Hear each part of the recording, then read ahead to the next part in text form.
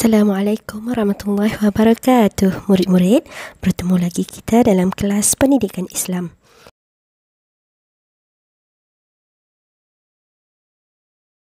Kita baca doa dulu.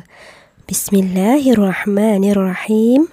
Allahumma aftah alaina hikmataka wanshur alaina min khazaini rahmatika ya arhamar rahimin. Ya Allah, bukakanlah ke atas kami hikmah-Mu dan limpahkanlah ke atas kami khazanah-Mu. Wahai Allah yang Maha Pemurah lagi Maha Penyayang. Amin ya Rabbal Alamin. Baiklah murid-murid, sekarang kita lihat gambar yang Ustazah tunjuk ni. Okey. Apakah gambar yang murid lihat sekarang? Ya, tangan. Okey, tangan sebegini kita sering kaitkan dengan janji ataupun perjanjian. Baiklah, kaitan gambar tadi dengan tajuk kita ialah Janji Setia Penduduk Yathrib, Pendidikan Islam tahun 4, bidang sirah, disampaikan oleh Ustazah Anisa binti Ahmad dari SK Tanah Merah, Pendang, Kedah. Objektif, Ustazah harap murid dapat: pertama, menyatakan latar belakang masyarakat Yathrib sehingga termeterai perjanjian Aqabah pertama dan kedua dengan betul. Kedua, menjelaskan isi perjanjian Aqabah pertama dan perjanjian Aqabah kedua dengan betul. Kriteria kejayaan, insya-Allah murid boleh pertama menyatakan latar belakang masyarakat Yathrib sehingga termeterai perjanjian Aqabah pertama dan kedua dengan betul. Kedua, murid dapat menjelaskan 4 daripada 6 isi perjanjian Aqabah pertama dan 5 isi perjanjian Aqabah kedua dengan betul. Boleh rujuk muka surat 138 dalam buku teks Pendidikan Islam tahun 4. Kali ini Ustazah tekankan siri 1. Yathrib. Yathrib adalah nama asal bagi bandar Madinah Al-Munawwarah. Okey, kita lihat dalam peta kat mana letaknya Madinah. Terletak dalam negara Arab Saudi. Nampak tu? Baiklah. Madinah ni bandar yang subur dengan tanaman dan buah-buahan. Sebab itu, pekerjaan mereka ramai petani dan pedagang. Kebanyakan mereka ni menyembah berhala. Apakah kabilah-kabilah yang terdapat di Yathrib? Sekarang kita tengok kabilah yang terdapat di Yathrib. Aus, Khazraj, Bani Nadir, Qainuqa dan Bani Quraizah. Mereka ni selalu bergaduh. Yahudi mendakwa Nabi terakhir adalah di kalangan mereka. Pada tahun ke-11 kenabian, 6 orang lelaki dari Yathrib datang ke Mekah. Mereka bertemu Nabi Muhammad SAW. Seterusnya menunaikan haji dan memeluk Islam. Mereka juga berjanji menyebarkan Islam di Yathrib dan akan kembali ke Mekah pada musim haji pada tahun berikutnya. Tahukah kamu murid-murid, bangsa Yahudi mempunyai bilangan Nabi yang paling ramai. Namun mereka selalu mendustakan para Nabi dan membunuh mereka, iaitu membunuh para Nabi tersebut.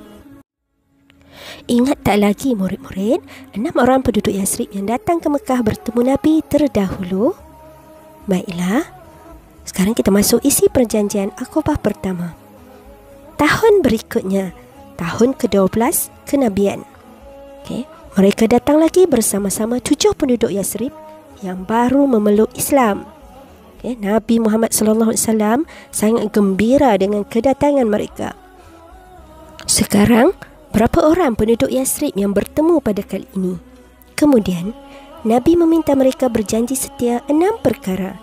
Sekarang mari kita lihat isi perjanjian Aqabah pertama. Ada 6 perkara penting dalam perjanjian Aqabah pertama. Baik. Pertama, tidak mensyirikkan Allah. Kedua, tidak mencuri. Ketiga, tidak berzina. Keempat, tidak membunuh anak perempuan. Kelima, tidak melakukan fitnah. Dan yang keenam, setia kepada Rasulullah SAW.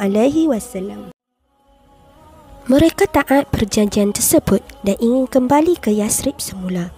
Murid-murid, ada seorang pemuda diutus Nabi Muhammad sallallahu alaihi wasallam untuk mengikut mereka kembali ke Yasrib. Dia ialah Mus'ab bin Umair. Kenapa? Untuk membantu mereka mengajar ajaran Islam di Yasrib. Ini menunjukkan Nabi Muhammad sallallahu alaihi wasallam sangat prihatin kepada dakwah dan perkembangan ilmu. Oleh itu, untuk menjadi Muslim sejati, kita hendaklah kukuhkan jati diri seperti mereka tadi. Sekarang kita lihat isi perjanjian Aqabah kedua. Pada tahun ke-13 kenabian, 70 orang penduduk Yasrib datang bertemu Rasulullah sallallahu alaihi wasallam. Kali ini Nabi Muhammad sallallahu alaihi wasallam meminta mereka berjanji setia untuk murid-murid. Ini perjanjian Aqabah kedua. Kita lihat ya, ada 5 perkara. Pertama, mendengar dan mentaati Nabi Muhammad sallallahu alaihi wasallam dalam semua keadaan. Kedua, membelanjakan harta di jalan Allah sama ada ketika senang atau susah. Ketiga, menyeru manusia kepada kebaikan dan menolak kemungkaran. Keempat, tabah menghadapi celaan orang kafir. Dan yang kelima, melindungi Nabi Muhammad sallallahu alaihi wasallam sebagaimana melindungi diri dan keluarga sendiri. Rentetan itu adalah sebab berlakunya hijrah Nabi Muhammad sallallahu alaihi wasallam ke Madinah atau Yasrib. Murid-murid, bersatu padu sangat pentingnya untuk kekuatan umat Islam. Jom uji minda dengan pernyataan betul dan salah berkaitan tajuk yang kita pelajari tadi. Kemudian, murid diminta menyenaraikan isi perjanjian Aqabah pertama dan kedua menggunakan peta pokok ini. Sebagai rumusan dan penutup, menunaikan janji suatu kewajipan. Bertemu lagi kita pada siri kedua tajuk ini yang mengupas tentang kepentingan dan iktibar tajuk ini. Jom ikuti siri kedua dengan kupasan yang lebih menarik. Terima kasih murid-murid. Selamat belajar.